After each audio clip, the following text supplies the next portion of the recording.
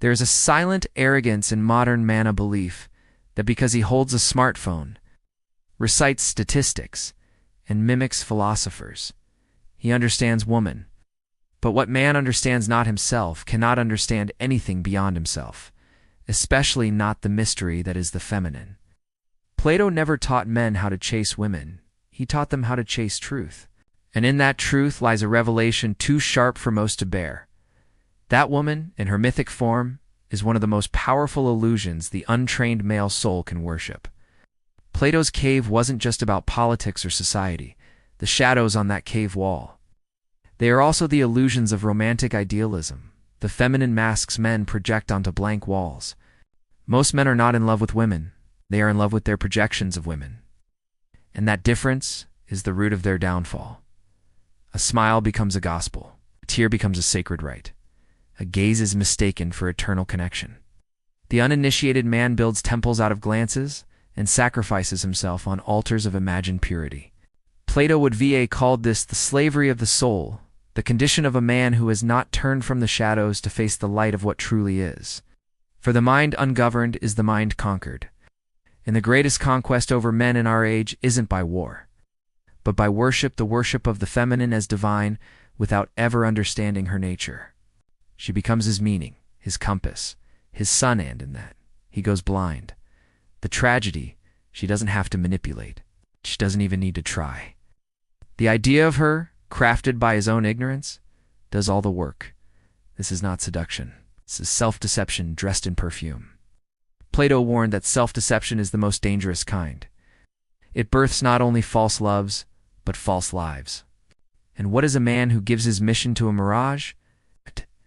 He becomes a beast yoked to his lower nature, dragged by appetites he mistakes for affection. Plato called the soul a chariot, with two horses, one wild, most men. When faced with the beauty of a woman, let the wild horse run. They call this falling in love. But it is not love. It is spiritual regression. It is the soul abandoning reason, plunging into the chaos of desire, while the noble horse starves in silence. Woman, in her divine form, is not the problem. The problem is man's inability to meet her with clarity. And until he does, he will call his enslavement devotion and his projections destiny. He will not love her. He will only chase the reflection of his own incompleteness. Most men believe they are choosing women, but it is not choice that drives them, it is compulsion disguised as romance. They have not examined the hunger within them, only obeyed it.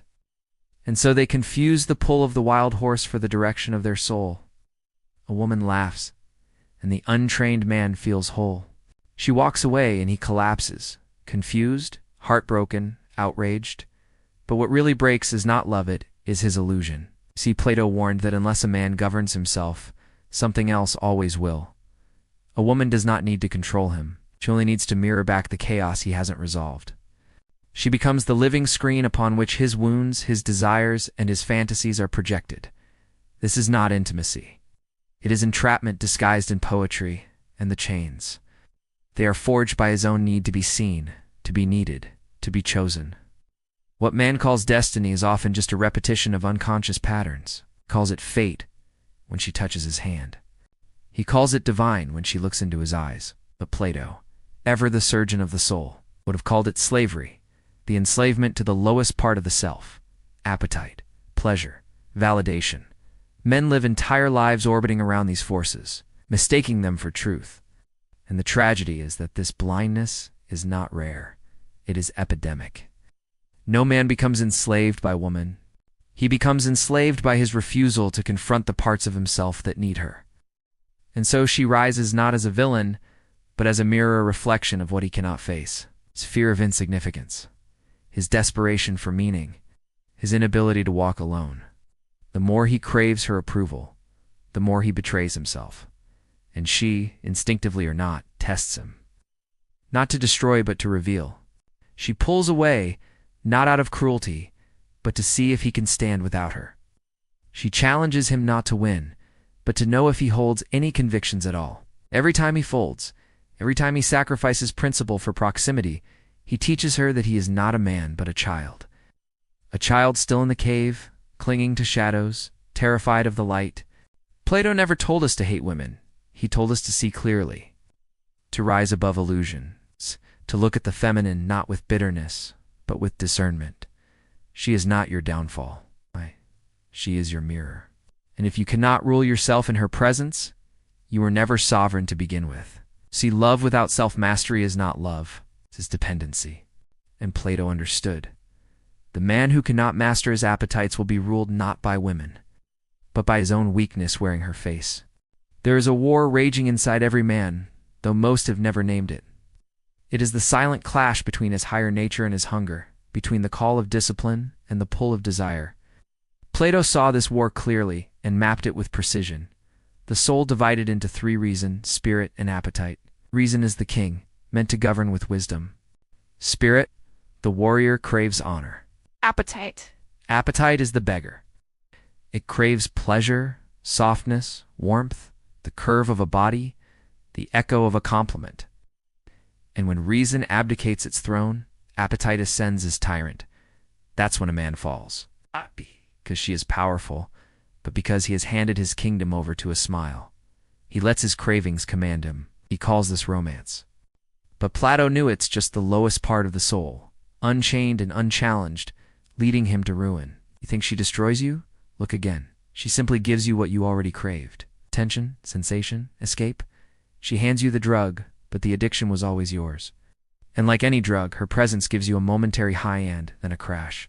A man addicted to her gaze will crawl through glass just to be seen. He'll betray his purpose, abandon his mission, bow before her whims and call it love. But love, in Plato's eyes, was not the worship of beauty, was the ascent toward truth. He warned that the man who lives for appetite will eventually be consumed by it. And so she stands above you, not as a goddess or enemy, but as a test. Do you crawl or do you rise? Do you trade your crown for a kiss? Do you sell your dignity for warmth? Every time you bend for her validation, you shrink the soul you were meant to grow. And so the question becomes, will you let the wild horse drag you again, or will you take the reins? Because here's the truth. Women don't destroy empires and trained men do. She doesn't need to burn your kingdom. You'll do it yourself, if you haven't learned to govern your fire. The tragedy is not that she tempts you. The tragedy is that you never built the discipline to resist. Plato warned us. When men abandon self-mastery, civilizations fall, not from war, but from weakness. From the silent collapse of the masculine spine. Look at the world today. Men kneeling not before God or truth or honor, but before the fear of her disapproval. This is not love. This is surrender. And Plato, if he stood among us now, would not offer comfort. He would offer fire. Because only fire can forge a soul strong enough to walk through beauty without losing himself to it. The world has taught you to chase her as if she were the final truth, as if her affection were the last light in a dying universe. But Plato warned us centuries ago, the soul becomes what it pursues. And if you spend your days running after her validation, your soul becomes small, desperate, dependent. You call it love, but what you are really doing is handing your essence to the winds. Every time you silence your truth to keep her, every time you trade your values for her comfort, you commit a quiet treason, not against her, but against yourself. Plato wrote that the greatest injustice is not what one man does to another, but what a man does to his own soul when he betrays reason for pleasure. Tyrants rise, civilizations crumble, not because of chaos outside, but because of collapse within. And in the mirror of the feminine, your hidden rot is reflected, not caused, but exposed. You see, she tests you not out of malice, but because that is what nature does. It reveals what is weak by applying pressure. She will withhold her softness to see if you beg. She will question your convictions to see if they were real. She will smile, withdraw, accuse, admire, to pull on the invisible strings of your spirit. And every time you bend, every time you fold, she does not love you more. She respects you less, not because she is cruel, but because some part of her, ancient and primal, knows. A man who cannot rule himself, cannot protect, cannot lead, cannot last. Plato described the ideal man not as the strongest or richest, but as the one who stands firm when flattery tempts him and madness claws at his heart. And that man, the philosopher king, is rare because most men would rather be adored than respected. So I ask you, when you look into her eyes, what do you see? A savior, a curse, a goddess, or a mirror? If you are still projecting dreams onto her skin, if you still believe her love will save you, then you are not loving, you are worshiping. And worship of the false always ends in fire. But if you can see her clearly, stripped of fantasy and fear, then you reclaim the crown within. Not with hatred, not with withdrawal, but with awareness. You don't need to dominate her. You only need to stop being dominated by your need for her. That is the true liberation Plato spoke of. And when you arrive there, when you govern yourself, you become untouchable. Not because she cannot reach you, but because her approval no longer determines your worth. You become just, sovereign, still. A man among boys. A soul among shadows. You've been taught that love is a battlefield, but Plato would tell you it is a mirror. The games women play are not traps laid by a cunning enemy, but reflections of the chaos you refuse to master inside yourself. The rules of the game were not invented by her, they were permitted by you. She does not bind your spirit with chains. You offer her the rope, woven from your fear of being alone, your hunger to be needed, your ache to be seen. The tragedy is not that she plays the tragedy, is that you never prepared your soul not to be played. You mistook validation for love. You mistook emotional addiction for destiny. But the woman is not the prison. She is the test, and your failure is not hers to carry. It is yours. Plato warned that the collapse of a man precedes the collapse of any society. Athens did not crumble because of its enemies. It crumbled because its men surrendered to pleasure, abandoned virtue, and bowed to public sentiment. Today, the collapse looks different, but the essence is identical. Look at the world. Men silencing truth to keep her affection. Warriors laying down their weapons to win her smile. Kings abdicating their thrones for a kiss that was never theirs to keep. This is not romance. This is ritual sacrifice. What is being sacrificed is the sacred masculine, the spirit that rules its appetites, the mind that chooses truth over comfort, the soul that refuses to beg. When a man trades his integrity for approval, he doesn't win a woman, he loses himself. But there is another path, quieter, nobler rebellion. It begins not with cutting her off, but with cutting through the illusions she reflects. You do not have to hate her. You must outgrow her spell. You do not have to run from beauty. You must learn to see it without kneeling to it. When you reclaim your power, not by force, but by clarity, you exit the cycle of being played. You stop chasing shadows. You stop asking her to complete you, and instead return to the ancient law.